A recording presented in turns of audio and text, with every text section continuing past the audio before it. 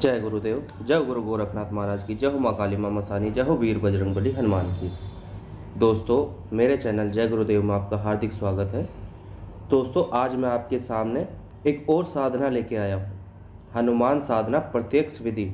तो मेरे जो भी भाई इस चैनल पे नए आए हो तो इस चैनल को सब्सक्राइब करें, बेल आइकन को ऑल पे कर दें, ताकि मैं जब भी कोई भी वीडियो अपलोड करूँ तो उसकी नोटिफिकेशन आपके पास आती रहे। तो दोस्तों, आज मैं अपने इष्ट देव हनुमान जी की साधना मैं आपको प्रत्यक्ष साधना बता रहा हूँ कि इस तरह से प्रत्यक्ष साधना की जा सकती है। और देखिए, कुछ मेरे सब्सक्राइबर थे, उन्होंने मुझसे रिक्वेस्ट भी की थी कि आपने अपने हर वीडियो में हनुमान जी का जयकारा लगाया है और हनुमान जी आपके इष्ट हैं, आप उनके भक्त हो, तो आप उनकी साधना क्यों नहीं डाल रहे। तो मैं आज वही करने जा रहा हूँ। तो शुरू करने से पहले जो भी मेरे भाई नए आए हैं इस चैनल पे, तो प्लीज़ इस चैनल को सब्सक्राइब कर दीजिएगा, बेल आइकन को ऑल पे कर दीजिएगा और वीडियो को पूरी देखना बिना स्किप करें, तभी आपको संपूर्ण सटीक जानकारी प्राप्त होगी। तो देखिए, परब्रह्म नारायण स्वरूप जो है वो हनुमान जी ही हैं और शिव के वो 11वें रुद्र हैं, ये तो सब जानते हैं। और भगवान शिव संहार करता भी है, अति बलशाली और इच्छा अनुसार कार्य करने वाले हैं। जो हनुमान जी की साधना है वो मानस साधना है, मूर्ति साधना भी है और मात्रिक साधना भी है और तांत्रिक साधना भी है। तो एक तरीके से आप ये समझिए कि जो परब्रह्म रूप है, जो हनुमान जी की महिमा है, वो सिर्फ उन्हीं की क्रिया से समझ में आ सकती है, बाकी किसी दूसरे की क्रिया से समझ में नहीं आ सकती कि उनकी क्या क्रिया है, क्या उनकी महिमा है। वो सर्व मंगल निधि के दाता हैं। और एक तरीके से मानिए, हनुमान जी जो हैं ब्रह्मचर्य के, बल के, पराक्रम के, वीर के, भक्ति के, निडर के, सरलता और विश्वास के सबके प्रतीक है। शत्रु हो या कोई भी बाधा हो, छोटी हो या बड़ी हो, कैसी भी हो, हर तरह की बाधा से वो निवारण करते हैं। अपने भक्त का हर प्रकार की बाधा से वो निवारण करते हैं। और एक तरीके से आप ये ले लीजिए कि अगर हम हनुमान जी की साधना करते हैं तो उनसे हमें आत्मबल सबसे ज़्यादा मिलता है और आत्मशक्ति उनके साधक के अंदर, जो उनकी भक्ति करता हो उसके अंदर दूर से ही झलक जाएगी। इसके अंदर आत्मविश्वास भी है और आत्मशक्ति भी है, क्योंकि उनको पता है, उस साधक को पता है कि उसे जो ज्ञान है ना, कि उसके पीठ के पीछे जो प्रबल पराक्रमी देव जो खड़े हैं वो बजरंगबली हैं। तो फिर मुझे किस बात की चिंता, उनके ऊपर छोड़ दो। तो भाई, बजरंगबली की साधना है तो ऐसी ही है। और हर कोई चाहता है कि मैं हनुमान जी की उपासना करूं। ज़्यादातर लोग, जितने भी बच्चे हैं जिनकी शादी नहीं हुई है, उनका ज़्यादातर हनुमान जी की तरफ ही झुकाव रहता है। तो देखिए, मैं आपको कुछ बता देता हूँ। उनकी साधना उपासना है ना, तो उनमें जो ज़रूरी तथ्य हैं मैं आपको समझा देता हूँ। पहले तो जो हनुमान जी की साधना है, उनमें हनुमान जी की मूर्ति को तिल के तेल में सिंदूर मिलाकर फिर उनका लेप करना चाहिए।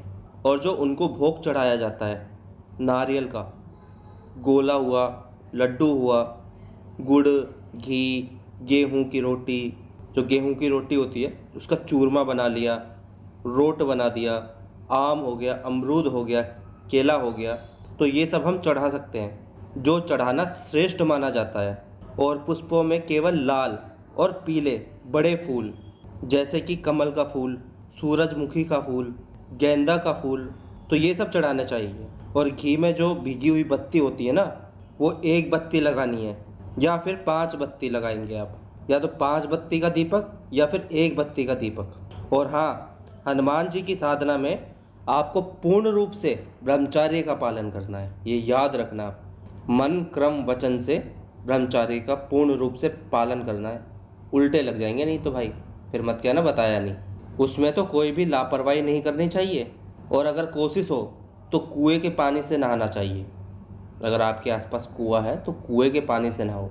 आजकल तो देखो, कुएं का पानी तो कहीं भी नहीं मिलता, लेकिन उसमें तो मजबूरी बन जाती है कि हैंडपम्प का या नल का पानी, तो नॉर्मल सी बात है कि अब उसी से नहाएंगे। कुएं का तो कहीं अब मिलना ही मुश्किल है, क्योंकि आजकल कुएं ही नहीं रहे। और एक चीज़ और है, जो हनुमान मंत्र आप जाप करेंगे वो बोलकर करना है, आवाज़ के साथ। ऐसा बिल्कुल भी नहीं है कि आप मन ही मन में उच्चारण करेंगे और मानसिक जाप करेंगे या उपांशु जाप करेंगे, उसमें वाजिब जाप करना है। मतलब कि आपको बोलकर जाप करना है, ज़्यादा ज़ोर से जाप आपको नहीं करना है कि आप पड़ोसियों को भी सुनाएंगे। मीडियम आवाज़ में जाप करना है आपको, ठीक है। जैसे बोलते हैं धीरे धीरे, उसी तरीके से आपको जाप करना है। और हनुमान जी के चित्र हैं या जो मूर्ति है उसको ध्यान में रखकर या जो उसके नेत्र हैं उनको देखते हुए आपको जाप करना है हमेशा हनुमान जी की साधना में। और दूसरी बात जो मैं आपको बता रहा हूँ, अनिष्ट की इच्छा से तो हनुमान जी की साधना बिल्कुल भी ना करें। फिर उनकी साधना नहीं करनी चाहिए कि मैं किसी का अनिष्ट कर दूंगा या अनिष्ट कर दूंगी, उनके लिए मैं हनुमान जी की साधना करूं। ऐसा तो भूल कर भी मत करना, वरना तुम्हें ही नुकसान हो जाएगा उल्टा। क्योंकि हनुमान जी सबकी रक्षा करते हैं, वो रक्षक देव हैं, वो इसीलिए कभी किसी का बुरा नहीं करते हैं। और जो हनुमान जी की पूजा है ना, उनमें भगवान राम और सीता का चित्र जरूर रखें, वो उन्हें बहुत प्रिय हैं और हमारे लिए भी सही है। क्योंकि अगर हम साधना के बाद भगवान राम की स्तुति करेंगे तो हनुमान जी बहुत प्रसन्न होते हैं। तो इसीलिए ज़रूरी है, क्योंकि जो हम मंत्र जाप करें तो उस मंत्र को जाप करने के बाद भगवान राम नाम का जाप जरूर करें। और उनकी जो साधना होती है ना, उसमें मंगलवार के दिन संकल्प लेकर साधना करनी चाहिए। अमुक नाम का व्यक्ति, अमुक पिता का पुत्र, अमुक गोत्र, अमुक स्थान का निवासी, साधनाओं को मैं प्रारंभ कर रहा हूँ, इतने दिन की कर रहा हूँ, इसलिए कर रहा हूँ। ये सारी चीज़ें आपको बोल के संकल्प लेना है, ठीक है, कि मेरा ये कार्य सिद्ध हो जाए और उनमें मुझे आप संपूर्ण सफलता प्रदान करें। तो आप विश्वास करना, बहुत थोड़े समय में ही आपको उनके परिणाम दिखने को मिल जाएंगे। ये मैं आपको बता रहा हूँ। तो इनमें करना क्या है आपको, तो साधना आपको कैसे करनी है। सबसे पहले तो आप लाल रंग का वस्त्र धारण करें, दक्षिण दिशा की तरफ मुख करके बैठना है आपको। और अगर हो सके तो वीरासन में बैठना है आपको। एक चोली लेनी है, उस पर थोड़ा सिंदूर छिड़क लेना, फिर उस पर हनुमान जी का चित्र स्थापित करना है।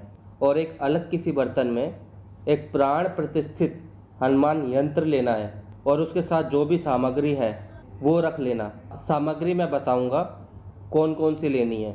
और दाहिने हाथ में जल लेकर संकल्प लेना है कि मैं अमुक प्रयोजन के लिए अमुक अनुष्ठान कर रहा हूँ, उसमें मुझे सफलता प्रदान करें।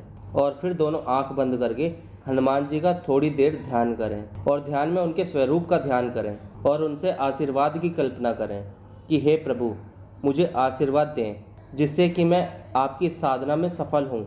और उनके ध्यान का कोई भी मंत्र आप ले सकते हैं, कई मंत्र लिखे हुए हैं, वैसे तो काफ़ी हैं जो सुंदरकांड में आपको शुरुआत में ही मिल जाएंगे। तो उसमें से आप कोई भी एक मंत्र ले सकते हैं, कोई भी एक दोहा ले लेना और उसी के अनुसार आप जाप करें। और थोड़ा स्थूल का ध्यान रखें, या फिर ऐसे भी ध्यान कर सकते हो, कोई ज़रूरी नहीं है कि आप मंत्र बोलकर ही ध्यान करें। ऐसे भी आप ध्यान कर सकते हो कि जैसे करोड़ों सूर्य के समान स्थित है और वो आशीर्वाद की मुद्रा में हनुमान जी बैठे हैं। मतलब कि आप इस तरीके से आप उनका ध्यान कर सकते हैं, मन से करें। उनके बाद आपको क्या करना है, तो आपको हनुमान यंत्र को उसी पात्र में स्थापित कर देना। बस एक चीज़ याद रखना, यंत्र प्राण प्रतिष्ठित होना चाहिए। किसी भी दुकान से ले लेना, यंत्र मिल जाएगा आपको, उसे किसी भी पंडित से, पुजारी से प्राण प्रतिष्ठित करवा लेना। फिर उसके बाद यंत्र पर अच्छे से सिंदूर लगाना है, ठीक है। और फिर चूरमे का लड्डू बना लें, गुड़, घी, आटे की रोटी है ना जो, उनका चूरमा बना लें। और चूरमा बनाने के बाद उसका लड्डू बना लें, फिर उनका भोग लगाएं। और इसमें मूंगे की माला लेनी है। अगर आपको यंत्र और माला प्राण प्रतिष्ठित चाहिए तो डिस्क्रिप्शन में इंस्टाग्राम का लिंक है, मुझे वहाँ पे मैसेज करें, वहाँ मैं आपसे बात करूँगा और आपको सामग्री प्राण प्रतिष्ठित मिल जाएगी, ठीक है। इंस्टाग्राम पे आए जिसको जो भी सामग्री चाहिए, चाहे अप्सरा साधना की हो, चाहे हनुमान साधना की हो, चाहे किसी भी साधना की हो, आपको मिल जाएगी। और जैसे कि आप ऑर्डर लगाओगे, ऑर्डर लगाने के बाद 1 हफ्ते के अंदर आपको आपकी सामग्री प्राप्त हो जाएगी। और फिर ध्यान लगाने के बाद मूंगे की माला से केवल 11 माला मंत्र आपको जाप करना है, केवल 11 माला मंत्र, ठीक है। ज़्यादा माला का जाप नहीं करना है आपको, केवल 11 माला का मंत्र आपको जाप करना है। और अगर ज़्यादा कर सकते हो तो वो आपके लिए अच्छा है। और मंत्र उच्चारण करने के बाद फिर आप वही उसी भूमि पर सो जाएं। ऐसा नहीं है कि आप जाप करने के बाद आप खाट पर सोने चले जाएंगे या फिर अपने रूम में चले जाएंगे। उसी रूम में आपको सोना है। और एक बात का ध्यान रखना कि मूर्ति की तरफ आपको पैर नहीं करने हैं, ठीक है? उधर की तरफ आपको सिर करना है, पैर नहीं होने चाहिए वहाँ पे। इस बात का आप ध्यान रखना। और ये साधना आपको रात में करनी है, दक्षिण दिशा की तरफ मुख करके, रात्रि को, ठीक है?